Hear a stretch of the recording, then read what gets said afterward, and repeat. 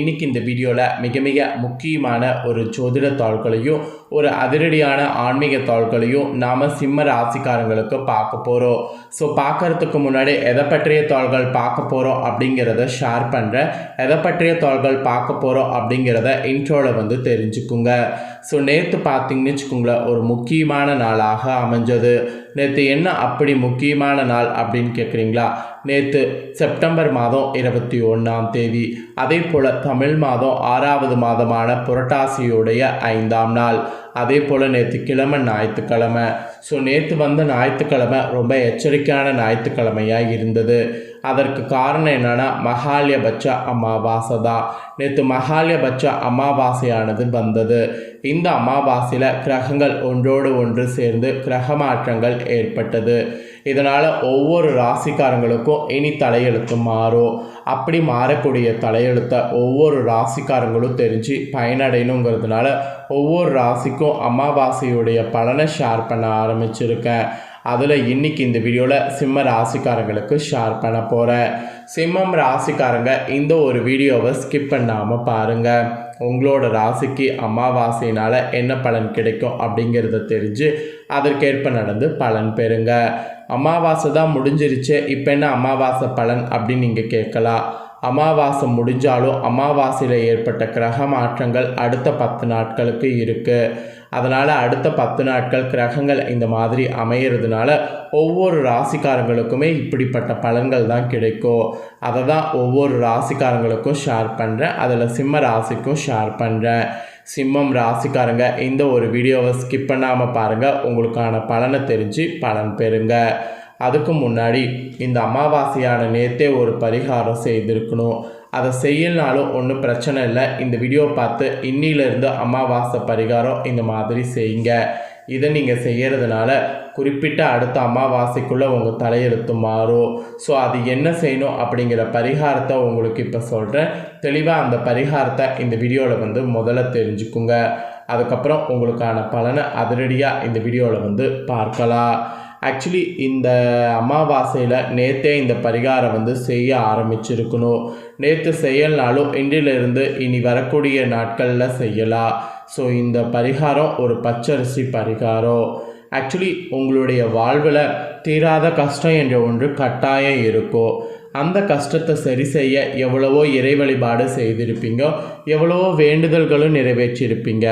ஆனால் உங்களுடைய கஷ்டத்திற்கு ஒரு தீர்வு கிடைத்திருக்காது. இப்பேற்பட்ட ஒரு துன்பம் விலக இந்த பரிகாரத்தை இன்றிலிருந்து செய்து பாருங்கள். நேற்று அமாவாசையாக இருந்தாலும் இன்றைக்கி செய்கிறதுல எந்த பிரச்சனையும் இல்லை. இந்த பரிகாரத்தை நேற்று துவங்கினாலும் சரி, இன்றைக்கி துவங்கினாலும் சரி. ஏன்னா அடுத்த அமாவாசை திதி வருவதற்கு நமக்கு டைம் இருக்குது. உங்களுடைய இந்த குறிப்பிட்ட தீராத துன்பத்திற்கு ஒரு தீர்வினை கடவுள் நிச்சயம் காண்பித்து கொடுப்பார். இந்த பிரச்சனைக்கு தான் இந்த பரிகாரம் செய்ய வேண்டும் என்ற எந்த கட்டாயமும் இல்லை. உங்களுடைய மனதிற்கு உங்களுக்கு சுமை தரக்கூடிய பாரம் எதுவாக இருந்தாலும் அதுவும் கஷ்டம்தானே, அதுக்காக இந்த பரிகாரம் செய்யலாம். உதாரணத்திற்கு திருமணம் வேண்டுமா, கடன் சுமை குறைய வேண்டுமா, உடல் உபதைகள் தீர வேண்டுமா, குழந்தை வர வேண்டுமா, அல்லது கணவருக்கு வேலை வேண்டுமா, இல்லை மனைவிக்கு ஆரோக்கிய தேவையா, இந்த மாதிரி எது வேண்டும் என்றாலும் அந்த இறைவனிடம் கேட்கலாம், முன்னோரிடம் கேட்கலாம், குலதெய்வத்தோடும் கேட்கலாம். நிச்சயம் நீங்கள் கேட்டது உங்களுக்கு ஒரு மாதத்தில் கிடைத்துவிடும். அப்பேற்பட்ட பரிகாரம் தான் இது. இந்த பரிகாரம் செய்வதற்கு ஏதேனும் சிரமம் இருக்குமா அப்படின்னு கேட்டிங்கன்னா அதெல்லாம் எதுவுமே இல்லை. மிக மிக சுலபமான பரிகாரம் தான் இது. சரி, இப்போ எப்படி பண்ணுங்கிறத வாங்க பார்க்கலாம். நீங்கள் இந்த வீடியோ பார்த்ததுக்கு பின்னாடி தினமும் காலையில் சமைப்பதற்கு முன்பு ஒரு சின்ன டம்ளர் அளவு பச்சரிசி எடுத்து ஒரு பாத்திரத்துலையோ அல்லது ஒரு கேரி பேக்கில் சேகரித்து வர வேண்டும். இவ்வளவு தான் பரிகாரம். தினமும் அந்த பச்சரிசி எடுத்து அந்த பையில் சேகரிக்கும் போது முன்னோர்களையும் குலதெய்வத்தையும் வேண்டிக் கொள்ள வேண்டும். அறிந்தோ அறியாமலோ ஏதேனும் பாவங்கள் செய்து இருந்தால், ஏதேனும் தவறுகள் செய்து இருந்தால் அதற்கான மன்னிப்பு கிடைக்க வேண்டும் என்று பிரார்த்தனை வைத்து கொள்ளுங்கள். ஸோ இதை அடுத்த அமாவாசை வர வரைக்கும் செய்யணும். ஆக்சுவலி நேற்றே துவங்கியிருக்கணும், இருந்தாலும் பிரச்சனை இல்லை. இன்று இந்த பரிகாரத்தை செய்ய துவங்குங்க. தினம் தினம் ஒரு டம்ளர் பச்சரிசியை தனியாக சேகரிங்க. அடுத்த அமாவாசை நாள் அன்று குறிப்பிட்ட அளவு அரிசி சேர்ந்து இருக்கும் அல்லவா, அந்த அரிசியோடு 1/2 கிலோ வெல்லம் சேர்த்து 100 ml குறைந்தபட்சம் நெய் வாங்கி அந்த பச்சரிசியுடன் வைத்து யாராவது ஒருவருக்கு அதை அப்படியே தானம் கொடுத்து விட வேண்டும். அதிகபட்சம் உங்களால் எவ்வளவு நெய் வாங்கி கொடுக்க முடியும் என்றாலும் அந்த அரிசியோடு வைத்து அந்த நெய்யை தானம் கொடுக்கலாம். இவ்வளவுதான் பரிகாரம். தானம் கொடுத்து விட்டு திரும்பி பார்க்காம வீட்டுக்கு வந்து முகம் கை கால்களை அலம்பிக் கொண்டு உங்களுடைய வேலையை நீங்கள் செய்யலாம். இந்த பரிகாரத்தை மட்டும் ஒரு முறை செய்து பாருங்கள். உங்கள் வேண்டுதலானது உடனே பலிக்கும். எந்த கோரிக்கை நிறைவேற்ற வேண்டும் என்று அமாவாசை நாளில் இந்த பரிகாரத்தை இன்றைக்கி தூங்குறீங்களோ அடுத்த வேண்டுதல், அதாவது இந்த வேண்டுதலே அடுத்த அமாவாசை திதியில் படுத்திருக்கோம். இதுதான் இந்த வேண்டுதலும் பிரார்த்தனைக்கும் உண்டான மகிமை. முன்னோர்களை குலதெய்வத்தை நினைத்து இந்த கைப்பிடி பச்சரிசி தானம் செய்வது தான் ரொம்ப சிறப்பு. நீங்கள் கொடுத்த இந்த தானம் உங்கள் கர்ம வினைகளை எல்லாம் கழித்து உங்களுக்கான நற்பலன்களை கொண்டு வரும். ஸோ நம்பிக்கை இருக்கிறவங்க நம்பிக்கையோடு இந்த பரிகாரம் செய்து பலன் பெறுங்க. ஸோ இந்த பரிகாரம் செய்கிறத பற்றி இப்போ சொல்லிட்டேன். இப்போ அமாவாசையில் உங்களுக்கு கிரகங்கள் சேர்ந்ததுனால என்ன மாதிரியான பலன்கள் கிடைக்குங்கிறத ஷேர் பண்ணுறேன். ஸோ என்ன மாதிரியான பலன்கள் கிடைக்கும் அப்படிங்கிறத உங்கள் ராசிக்கு தெரிஞ்சு அதற்கேற்ப நடந்து பயன் பெறுங்க.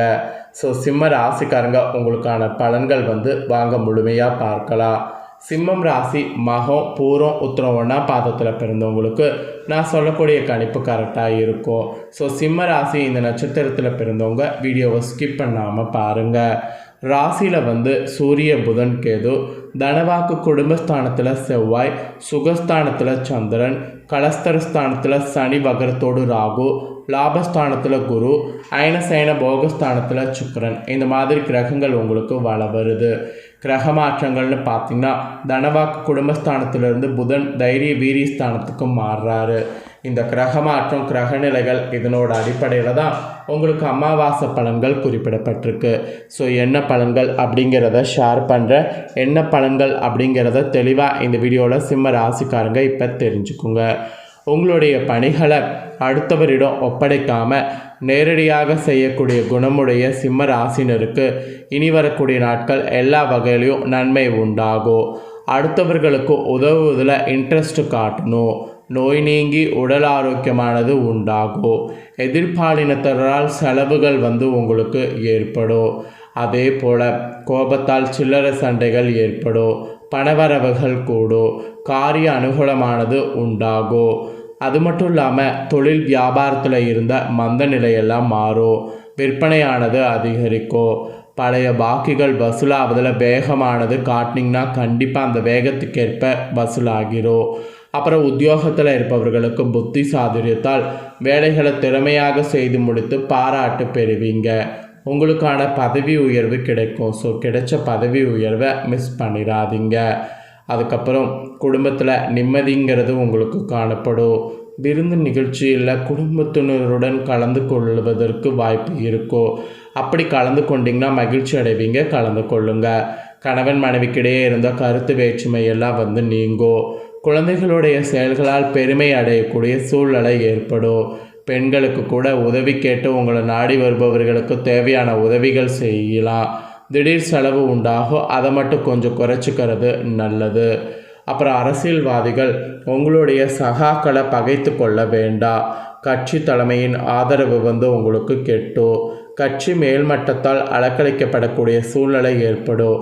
அதனால் அரசியலில் இருக்கிறவங்க கவனமாக இருக்கணும். அப்புறம் கலைத்துறையை சேர்ந்தவர்களுக்கு படைப்புகளுக்கு மதிப்பு மரியாதை கூடும். அதனால் புதிய படைப்புகள் படைக்கலாம். நல்ல வரவேற்பு கூட உங்களோட துறையில் கிடைக்கும். உங்களுடைய கலைத்திறனானது வளரும்.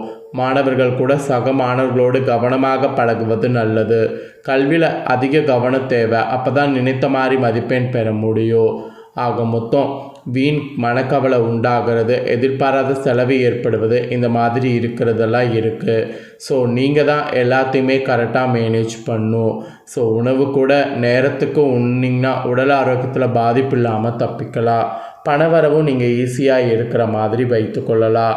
வாக்குவன்மையெல்லாம் ரொம்ப பார்த்து பண்ணுங்கள். அப்போ தான் காரிய அனுகூலமானது ஏற்படும். ஸோ இதெல்லாம் தாங்க உங்களுக்கு கிடைக்கக்கூடிய பலன்கள். ஸோ இந்த பலன்களை நீங்கள் பார்த்தது போல் உங்கள் ஃப்ரெண்ட்ஸ் ஃபேமிலியில் இருக்கிறவங்க பார்த்து அவங்களும் பயனடையணும் அப்படின்னு நினச்சிங்கன்னா வீடியோ லைக் பண்ணி உங்கள் ஃப்ரெண்ட்ஸ் ஃபேமிலிக்கு ஷேர் பண்ணுங்கள். உங்கள் ஃப்ரெண்ட்ஸ் ஃபேமிலியில் இருக்கிறவங்களும் உங்களை போல் சிம்மம் ராசிக்காரங்களாக இருந்தாங்கன்னா இந்த தொழில்களை தெரிஞ்சு இதற்கேற்ப நடந்து பலனடையட்டும். இதே போல் புதிய அப்டேட்டான நிறைய வீடியோ நம்ம சேனலில் போடப்படும். அதை எல்லாமே உடனுக்குடனே தெரிந்து கொள்ள மறக்காமல் நம்ம சேனலை சப்ஸ்கிரைப் பண்ணுங்கள், கூட பெல் பண்ண ப்ரெஸ் பண்ணுங்கள். ஸோ அதை பண்ணிட்டீங்கன்னா இனி நான் போகிற மற்ற அப்டேட்டான எல்லா வீடியோஸும் உடனுக்குடனே தெரிந்து கொண்டு பயனடையலாம். ஸோ மறக்காமல் பண்ணுங்கள். சுவாரஸ்யமாக இதே போல் வேறொரு புதிய வீடியோவில் சந்திக்கிறேன். நன்றி.